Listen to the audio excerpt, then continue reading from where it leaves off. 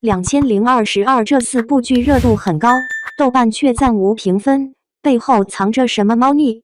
近几年，影视剧的评价体系里有一种现象变多了，那就是豆瓣的暂无评分。热搜上挂了许多关键词，剧集的热度并不低，讨论度也很高。看短评和长评数量，应该来打分的人也不少，但豆瓣上就是显示暂无评分。对此，很多观众一直好奇，究竟一部作品从上映或开播之后，多久能够看到分数？豆瓣开分，对某些影视剧作品来说，甚至可以被列为一个重要的进度指标。比如，你经常能在热搜上开到 XX 开分，然后激起大家的热烈讨论。有人说合理的，也有人说不合理的。任何东西在评价上都存在主观性，所以有人觉得好看，有人觉得难看，这是正常现象。豆瓣评分虽然一直以来多受诟病，但叶秋晨始终认为其参考意义相比其他平台而言要更客观一些。至少豆瓣9+的高分作品，大概率你是可以相信的，因为那肯定符合大多数人的审美。前几天，叶秋晨写过一篇2022年已播国产剧的情况，那里面讨论的都是有分数的作品。这一次，我们来看看暂无评分的作品。理论上会产生暂无评分的情况，要么是电视剧还未播出，要么是评价人数过少，要么是特殊题材。除此之外，经历了处罚和整改之后的豆瓣，在处理水军的刷分以及恶意评分的情况时，似乎变得更为谨慎了。于是，暂无评分变成了豆瓣的一种自我保护机制。那么，哪些电视剧出现热度很高，却暂无评分这个情况呢？这些作品又有哪些共同点？背后藏着什么猫腻？叶秋晨这次主要想谈的是播出进度靠后或者已经大结局的，刚刚播出不久的剧，因为还未收尾，暂不列入讨论范围。1.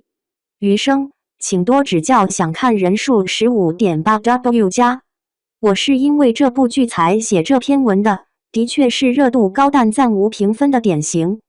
杨紫和肖战主演的这部都市爱情剧，还未播时就已经有很多期待了。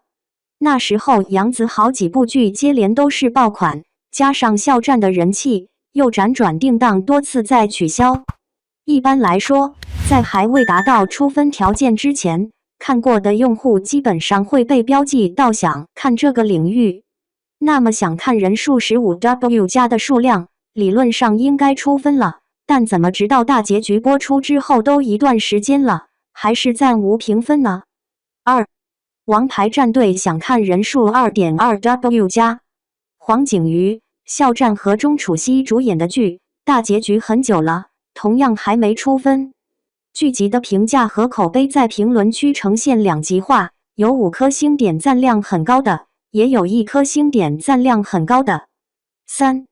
与君初相识，恰似故人归，想看人数 1.7W+。迪丽热巴和任嘉伦主演，分上下2部播出，即将收官。从3月开播，至今已经超过1个月的时间，也经常能在热搜上看到。4. 稀有琉璃瓦，想看人数5000+。与前面3部相比，热度的确是偏低了一些，但5000+的数字不算低。陈钰琪和林一主演，标签与余生相同，都市爱情剧，已经播完。陈钰琪这个新赵敏，加上从致我们暖暖的小时光里走出来圈粉众多的林一，这部剧也有一定的讨论度和热度。就根据以上4部浅析一下。其实除此之外，还有一些已播完无评分的，虽然想看的人数也超过2000+和3000+这样的水平，但总体而言不如上面的具有代表性。先找寻一下共同点。现在谈娱乐、谈明星、谈影视剧，都离不开粉丝这个词。虽然他们不是身在娱乐圈中，但与这个圈却有着密不可分的关系。可以看到，4部剧的主演粉丝数量都很可观。肖战一人占了2部，这可能与当初某事件后大批量的恶意评分相关。不顾剧集质量，只是参演都遭低分处理的情况，太可怕了。评分的首要条件是大部分人客观，如果不能达成这个条件，那么会对分数产生极大的影响。粉丝一方面觉得有人会故意打分，因此更想打高分去维持平衡；另一方面对主演本身也有喜爱度加成，分数会偏高一些。而所谓的对家和恶意评分的人，想法则刚好相反，觉得粉丝打得太高，于是要打低分去平衡。同时个人喜好会失去完全的客观，分数偏低一些。你会问，这样一来一去，不是也刚好平衡吗？但双方的人数或许是不对等的，同时很难分辨。而且由于分数的差距过大，导致最终若是开分也将非常不稳定，没有达到用分数去评价作品的效果。于是豆瓣启用了保护机制，不显示分数。迪丽热巴的剧大概率和肖战的情况相仿，因为同样是人气高但有一定争议度的演员，加上任嘉伦的粉丝数量不少，他之前的古装剧很火爆，这部自然也具有相当的关注度。但是叶秋晨猜测，大结局后与君初相识，恰似故人归应该会开分，可以耐心等待一下。林一的情况与肖战和迪丽热巴略有不同，但他也的确很圈粉。小时光里的顾魏艺很圈粉，然后是林一跳国标舞也很圈粉。你在短视频平台上就能看到，他的人气很高，点赞量也如此。粉丝量高的明星，他们演的剧其实评分本身的意义并不大。去看剧的粉丝，自己的心里有一个分数，他们不会因为豆瓣分数就弃剧。粉丝看的核心不是剧，而是人。恶意评分和水军，他们的出发点既不是剧，也不是人，而是利益。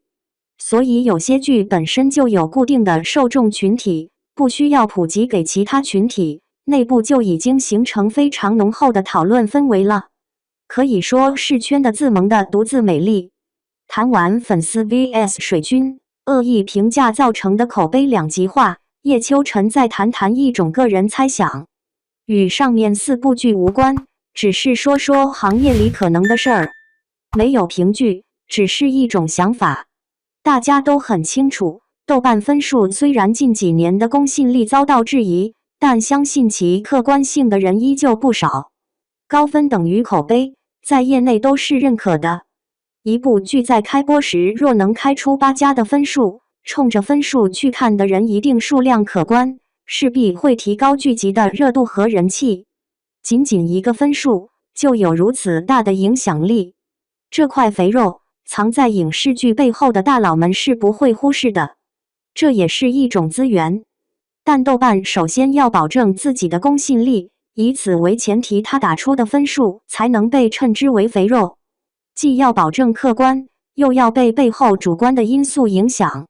于是晚出分、暂无评分，也是一种保护剧集的形式。在分数不够稳定的时候不开分，在分数偏离幕后大佬的预期时暂时捂住，我相信类似情况也是有的。我没有撒谎，我只是说的时间晚了点。写至此处，很多人会怀念过去的豆瓣，那个相对简单和纯粹的豆瓣。感谢您观看视频，请订阅我们的频道以支持我们。